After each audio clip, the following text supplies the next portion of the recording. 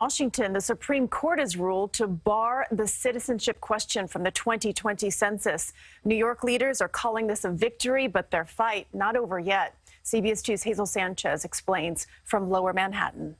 We're going to work to make sure that every single New Yorker is counted. New York leaders celebrated the Supreme Court decision to block the citizenship question in the 2020 census, at least for now. Despite the Trump administration's attempt to politicize the census and divide our nation, we, the people, prevailed.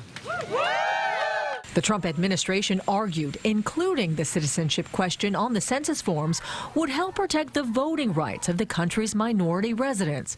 But the court found that reasoning was inadequate and sent the case to a lower court.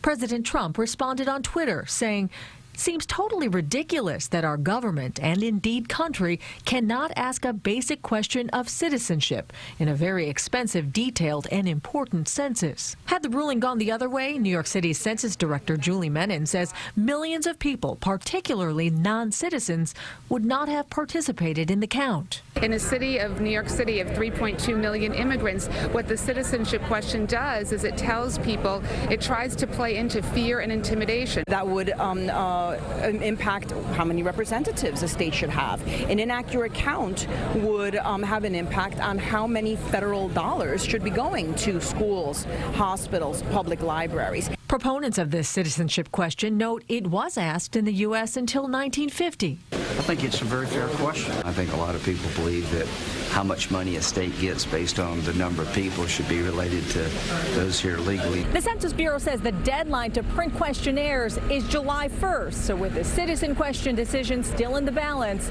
the 2020 census could be delayed. In Lower Manhattan, Hazel Sanchez, CBS 2 News.